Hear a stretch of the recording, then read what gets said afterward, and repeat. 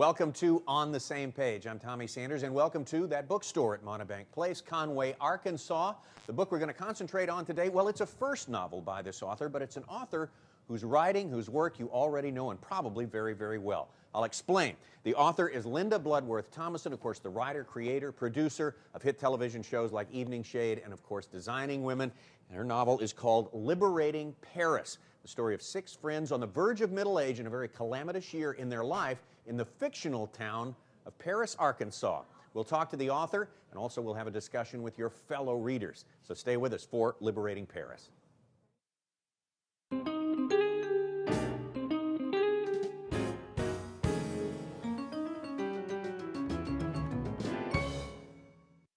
Well, now we're ready to go, and we are so proud to have Linda Bloodworth-Thomason join us here in Conway, Arkansas, the creator, the writer, producer of Designing Women, Evening Shade, host of other series, numerous Emmy Award nominations, lots of other awards throughout your career. And is this your first novel?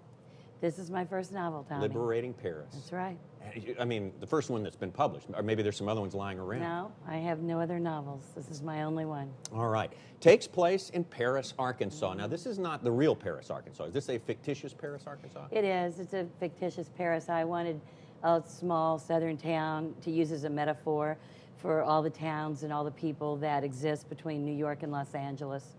I had championed those people on Designing Women and Evening Shade, and I wanted to carry that over into something a little more permanent, like a novel. And so that's what I did in this, I hope. And you come from a small town.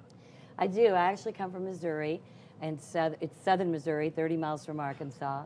And a lot of my growing up and my Main Street are in this novel, but I think it's a universal Main Street.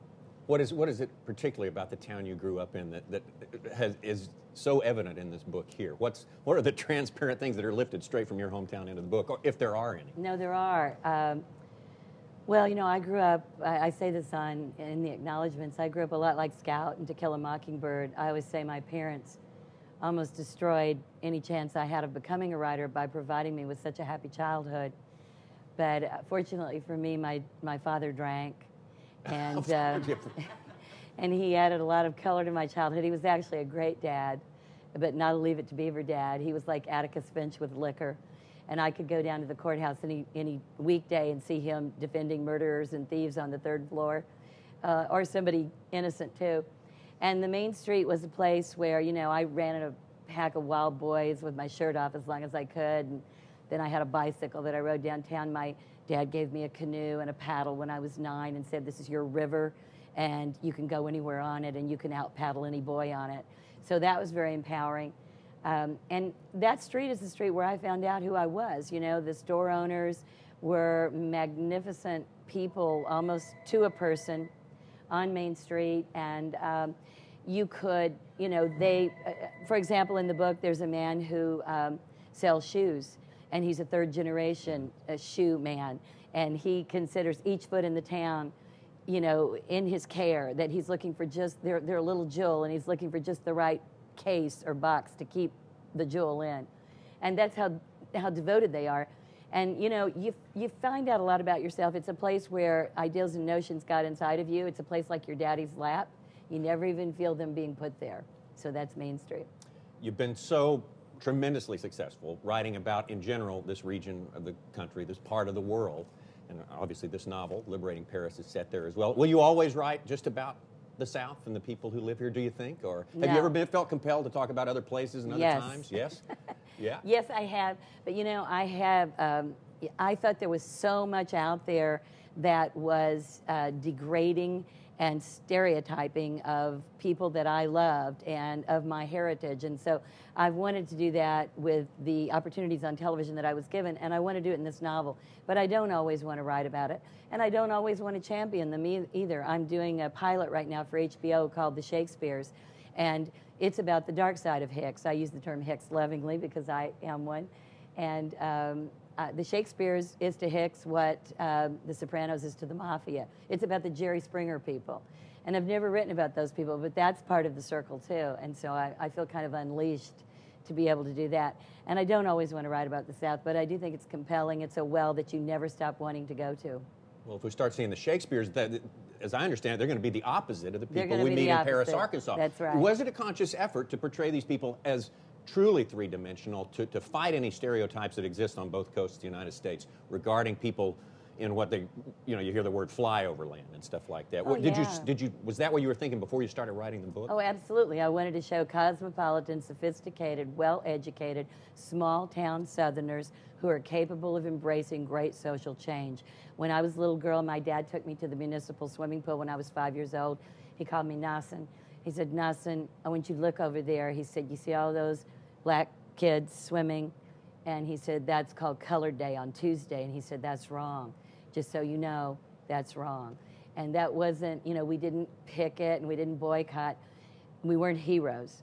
But that was a lot for a little girl in the Ozarks to know, and I was very grateful to him for that. And my grandfather fought the Ku Klux Klan for most of his life. He eventually was shot by the Klan, which is why I moved from Arkansas to Missouri. My family did. I wasn't born yet.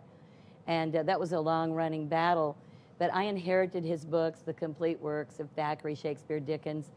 He was a self-taught lawyer and newspaper editor, and he inspired me. The kind of social justice that he embraced, and my father, I wanted to put those ideals in this book because I think there's a lot of people like me in the South who care deeply about these things. A lot of people who, you hear the word, there's a difference between being country and being redneck. Oh, absolutely. And I think you're right. A lot of people on both coasts don't realize that there's a difference. And so more people may be rural, but they're educated people, sophisticated people, like you talk about. A great quote I read in the paper around here the other day, and I apologize, I don't know if it was you or your husband said it. They had asked one of you about the possibility that's been floated up of another reality show, sending some rock star or Hollywood star to a small college here in Arkansas to go back to school. And the reply was just tremendous. Can you share that with us? Actually, one of the small colleges in southern Arkansas called my husband and said, and they knew him, and they said, well, we've got an offer from the network.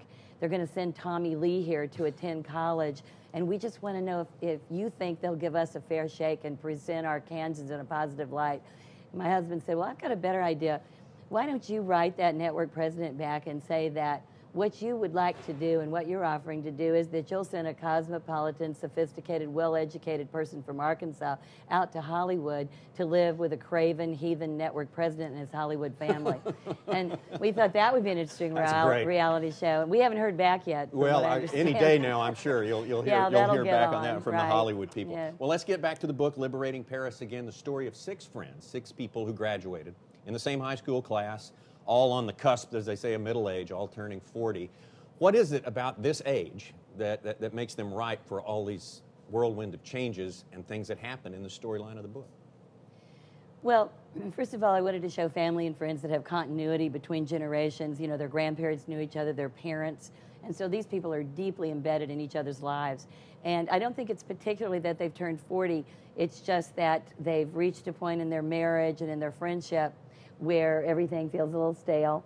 It could have happened at any age. I don't think there is any assigned age for that. Okay. But to explain what the book is about, it's 6 best friends, and the lead couple in the group, Milan and Wood McLemore, he's the town golden boy. She's the daughter of a schizophrenic, drunken garbage man, and the girl who got nothing has married the boy who has everything. And he's starting to feel he might not be in love with her anymore. She's one of his high school sweethearts. He had 2. Another woman in the group is that other sweetheart. And I use sweetheart. I know it's an old-fashioned word, but I like it.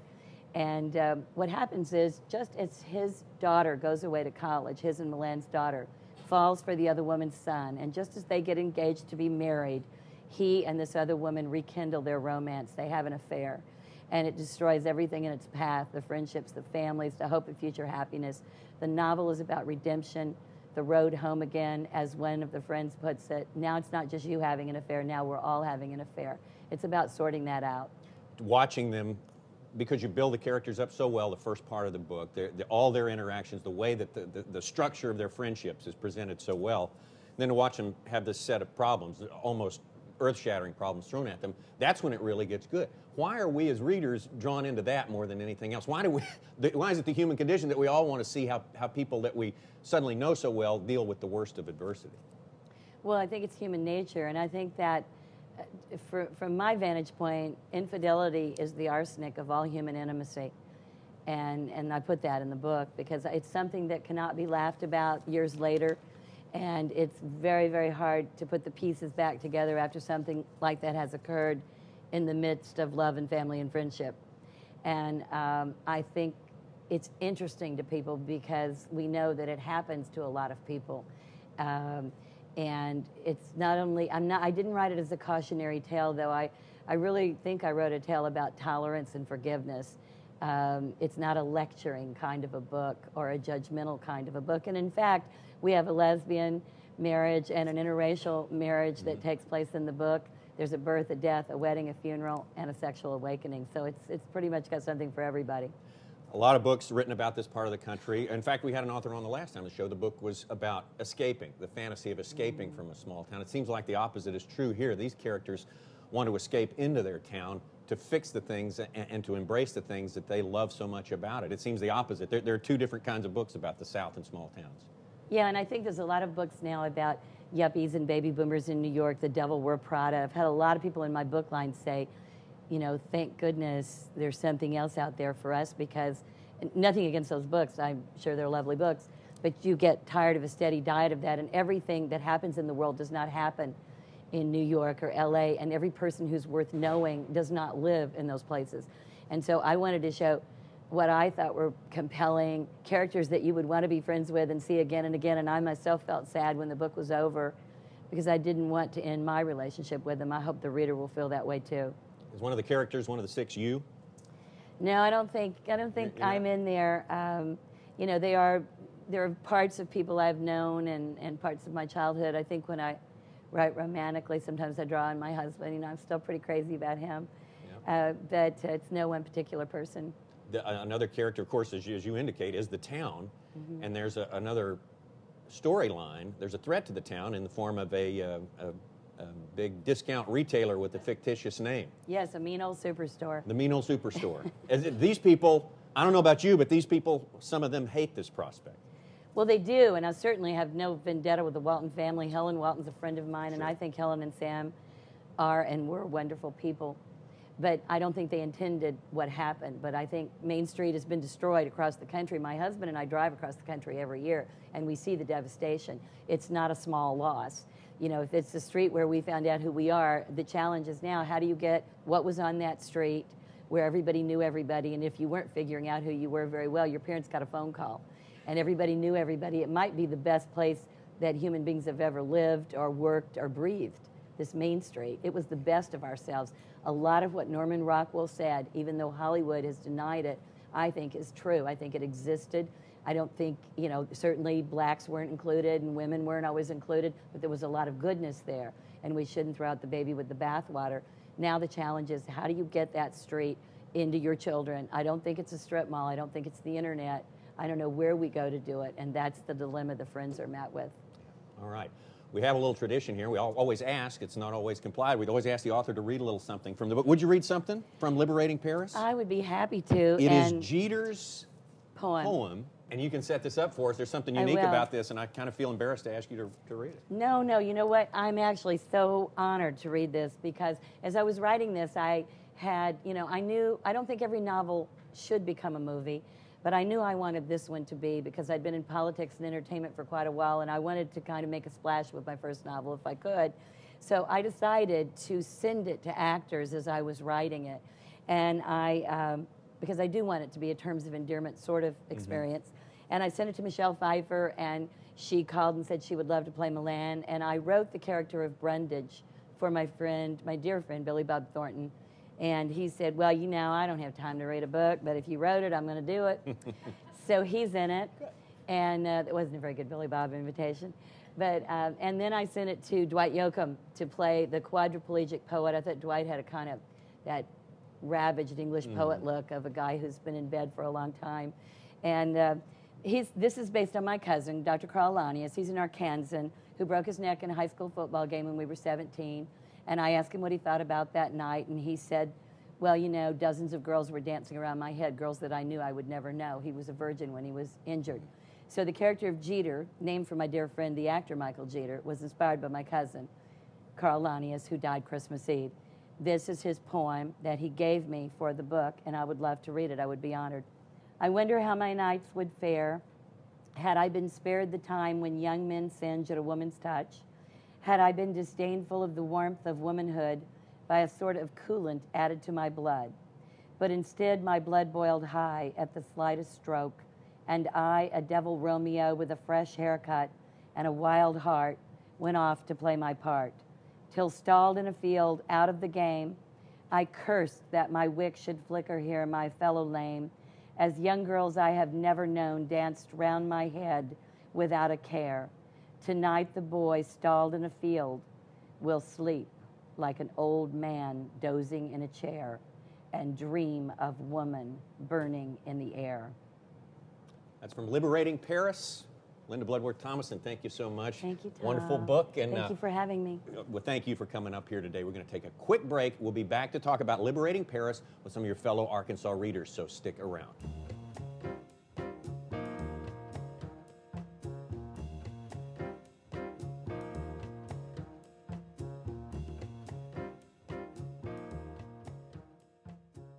All right, we are back at that bookstore in Montebank Place, Conway, Arkansas. We've assembled our panel of readers here, and we are ready to go. Let me introduce them to you right now. We have Anne-Marie LeBlanc, who is with the Lehman Library in North Little Rock, Arkansas, so someone very much acquainted with books here to talk about it. Jan Davis comes to us from the Well-Seasoned Book Club in Morrilton, Arkansas. Yes. All right. And Gary Jones, television, like Linda Bloodworth-Thomason, a television director and producer, a writer, an owner of a production company, and I should disclose a friend of mine as well. So thank you all for being here. We'll start in on the book. We know who the author was. We've seen the author's work for years and years, and although she's never written a novel before, we probably all came to this book with expectations of what it was going to be like. Was that true for you, Jan? Did you have some expectations of what it was going to be like? Not really, because I don't watch a lot of TV, so I'm not very familiar with her TV work. But you can see, and she alluded to this in her interview, that she wants this to be a movie. This is a script. Why do you say you can see that? Because there are highs and lows in it and things that would translate well to the big screen. That series of things that go Yes, in those- every reel of a movie is Yes, what you're talking right, about. it's Yeah. there. Yeah. And there's okay. characterizations, and but there are some Scene shifts. yes, scene shifts, and some interesting things happen. It's not all just talk. So it plays in your mind like a movie too, Anne-Marie? Well, no, I read it as a novel, but I can see where it certainly lends itself to easily becoming a screenplay. But my favorite part were the characters that were so richly drawn, and being a fan of designing women for many years, I think I have all of those on tape. I expected the ribald characterizations, which I was not disappointed. The snappy dialogue, all of that. She has such a love affair with language. Oh, yeah. And yeah. The metaphors were so memorable. I loved her use of metaphor throughout You the two book. are both English teachers, or have We're been in a former life. yes. Yeah, okay. A few years Teachers, ago. yes. Let me ask you before I get to Gary, because I know I've got a special question I'm for already Gary. intimidated. Yeah, I know. Me too. Me too. Don't be. What do you think about her style, her descriptive capabilities and so forth like that, when compared to the authors that you like the best? I think she did a good job. I saw lots of wonderful images and, like Anne-Marie mentioned, metaphors and good use of language.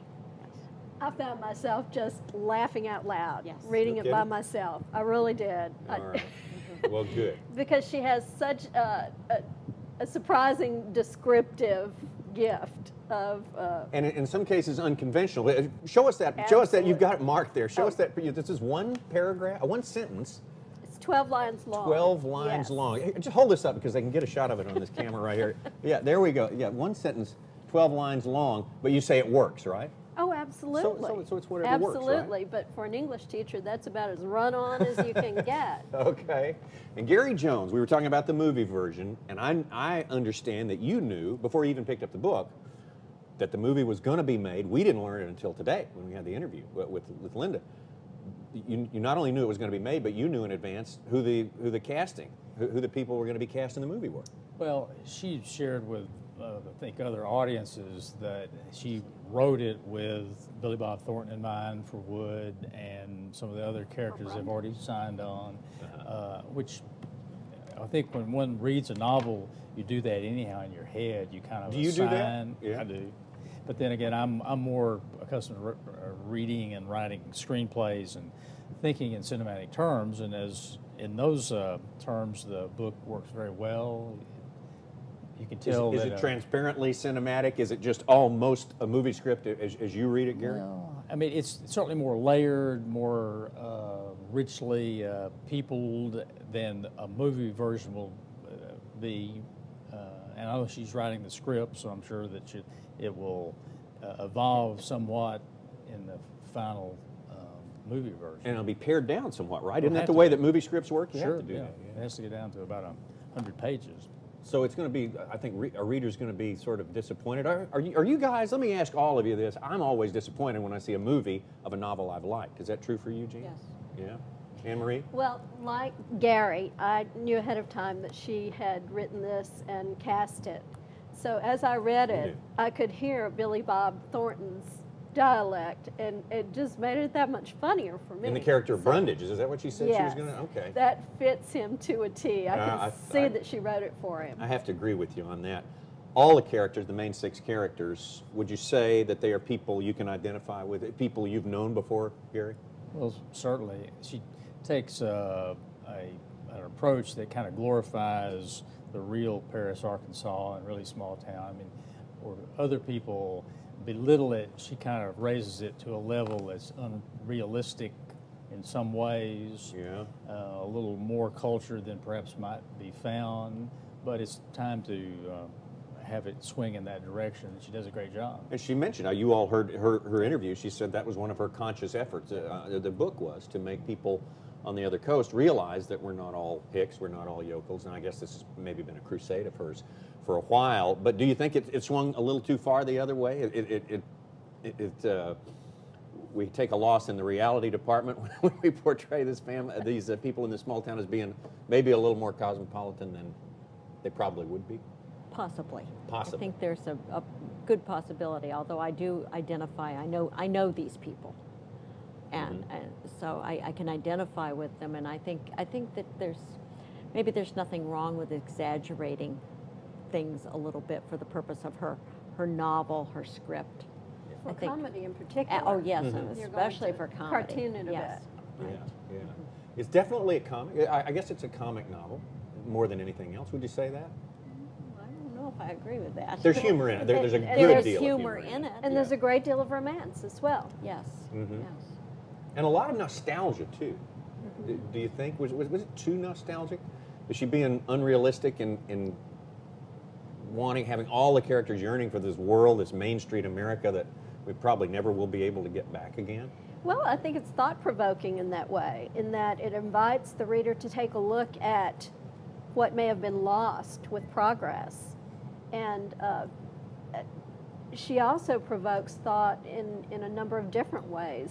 For instance, there's one section where Milan learns that her father is diagnosed as schizophrenic, and she's absolutely thrilled and overjoyed by that, because now she has a diagnosis that excuses all of his misbehaviors and his abuses. So that's a very different way of looking at things, I think, and that's thought-provoking to me. I really enjoyed it. Gary, what do you make of this sort of campaign against FedMart, as it's called in the book? Well, it'll be interesting to see if it makes the screenplay version with the emphasis it does in the novel. It's a rather obvious target, and she seems to take that as an antagonist to a degree that I didn't find to be the best part of the novel. The characterization and the people. Because you didn't agree with that approach, or because you didn't think it was drawn out so well? It just took away from the relationship. It just seemed to me that the FedMart thing was a kind of a reason to have a couple of set pieces, cinematic set pieces for the movie trailer. Some action to keep the thing moving along. I don't know if we should reveal any scenes for people who haven't read the Sure, book, but there are a couple of things that are set in the FedMart which will be a part of the trailer to sell the movie that seemed a little out of place in the novel, but maybe it's because I just liked the characters and I didn't want to turn away from them. Yeah. I think we'd all agree that the characters are the strongest part of the book. Would everyone? Absolutely. I would say that. But I I'd certainly also would. say that I think she took care to draw the line that how the FedMart had affected each and every character, and had a change Sure. that was brought into Bill's their a lives. case. Bill's a case there. Yes. The characters are so strong. Let's go around the table here and ask each one of you who you found the most appealing character, the most sympathetic character to you. Anne-Marie? Well, Brundage is my favorite. Brundage. He is just... Who is the owner of the local liquor distributorship. He's so rough on the edges, but so tender-hearted and sweet on the inside. He's a mushball, really. But he has Vain, this very self-conscious person. abrasive relationship with this New York lawyer that he meets.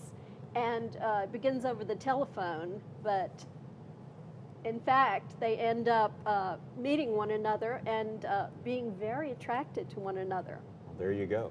Jan Davis, favorite character? I have to go with Brundage too. You liked Brundage Oh too? yes, Man. he's just so much fun, and he would just drive you nuts as a friend. But you would be constantly wringing your hands. But he would just be wonderful to know. See, the author knows her women. You know, she cast the big star in that role right there, and you two are most attracted to that character. Gary? Milan. Milan. Yeah, I mean, she's The rags to riches girl. I mean, know there is more to that character and a more interesting arc, a more interesting journey, and it pays off with more surprises than any of the other characters. I mean, almost That's everything true. That's else, very fair. everything else, you could kind of think, well, this is how it's going to work out, but Milan surprised me. All right. Do we get a recommendation from each of you for this Oh book? yes, yes. Two thumbs up? Two thumbs Yes. up, Gary? Oh, Yes. two, yes. All right, the Absolutely. book is Liberating Paris, Linda Should we all Bloodworth-Thomason. hang up? Yes, we'll all put it up so you can take a look at it. You will be Wonderful seeing book. plenty of this book in the bookstores near you. And thank you for joining us today for On the Same Page. That bookstore at Montebank Place opened 3 years ago. We've had many authors nationally recognized as well as Arkansas authors. And so we have a very large collection of autographed books. We're very proud of the Arkansas collection. We've worked very hard with a lot of help from local historians, and we have just some wonderful children's books, and we really try our best to stay on top of what's new in children's literature.